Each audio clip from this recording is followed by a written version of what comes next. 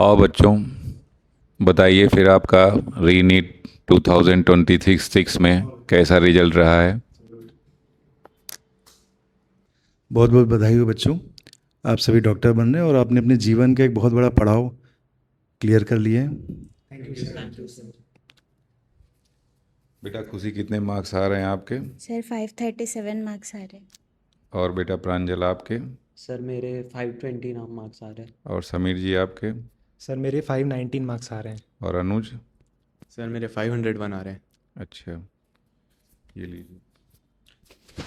यहाँ पे जैसे आप लोगों ने तैयारी करी तो उस तैयारी का क्या अनुभव रहा, क्या एक्सपीरियंस रहा, थोड़ा सा शेयर करिए आप लोग।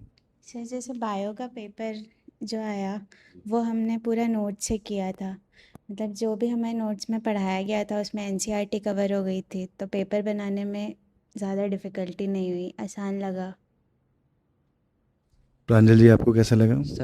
सर जैसे कि लोगों ने कहा कि फ़िज़िक्स का पेपर काफ़ी लेंदी था, पर हमें पेपर उतना लेंदी नहीं लगा, क्योंकि जेटी सर ने हमें साल भर जेई लेवल की प्रिपरेशन कराई, जेई मेंस के पीवाईक्यू कराए, आईआईटी के पीवाईक्यूज़ कराए, सारे टॉपिक्स को बेसिक से लेके डिटेल में कराया, और नंबर ऑफ़ क्वेश्चंस भी काफ़ी ज़्यादा कराए, इसीलिए पेपर डुएबल लगा। चलिए समीर जी, आप बताइए कैसा लगा आपको यहाँ की पढ़ाई। सर जैसा कि केमिस्ट्री की अगर बात करें तो जैसा कि इस बार हमने पेपर देखा जो कि लास्ट 5 to 10 ईयर के कंपैरिजन में डिफ़िकल्ट आया था। तो जैसे ऑर्गेनिक केमिस्ट्री की अगर पर्टिकुलर अगर हम बात करते हैं तो सर आपने जो कॉपी में रिएक्शंस कराए थे क्लास में, सर वही रिएक्शंस हमें क्वेश्चन पेपर में देखने को मिला। और इनऑर्गेनिक की अगर बात करें तो इनऑर्गेनिक में भी जो क्वेश्चंस आए थे वो हमारे नोट से थे सर। और आप जो हमें हर एक चैप्टर के बाद जो एनसीईआरटी थॉरोली रीड कराते थे और हर एक चीज़ को अच्छे से एक्सप्लेन करते थे सर, उससे भी हमें काफ़ी बेनिफिट मिला। और फिज़िकल केमिस्ट्री की अगर बात करें तो सर फिज़िकल केमिस्ट्री में भी हर एक टॉपिक्स क्लास में बहुत अच्छे से क्लियर हुए।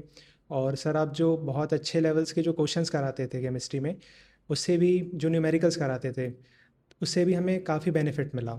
ओवरऑल सर एक्सपीरियंस केमिस्ट्री में काफ़ी अच्छा रहा। और बेटा अनुज, आप क्या बताना चाहेंगे? सर अगर मैं टेस्ट सीरीज़ की बात करूं तो यहाँ की जो टेस्ट सीरीज़ हुई थी उसने हमें रीड नीट के लिए पूरी तरीके से प्रिपेयर कर दिया था, क्योंकि जो यहाँ की टेस्ट सीरीज़ होती थी उसमें हर लेवल के पेपर हमें थ्रू आउट द ईयर देखने को मिल गए, इजी से लेके हार्ड लेवल तक।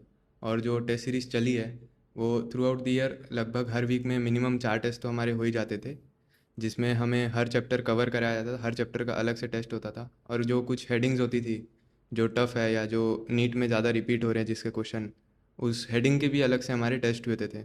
तो हर हेडिंग हमारी टेस्ट के थ्रू हर चैप्टर कवर हो जाता था और हमारी प्रैक्टिस अच्छी हो जाती थी।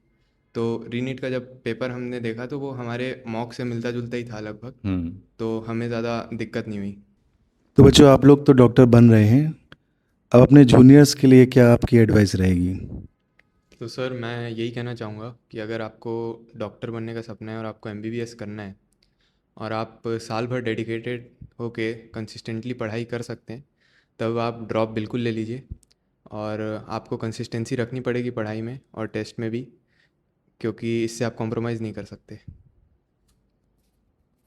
सर मैं भी यही बोलना चाहूँगा कि अगर आप जहाँ से भी प्रिपरेशन करना चाहते हैं, सबसे पहले आपकी ड्यूटी यही बनती है कि आप अपने टीचर्स पे पूरा फेथ रखिए और पूरे डेडिकेशन के साथ, पूरी कंसिस्टेंसी के साथ अपनी प्रिपरेशन करें।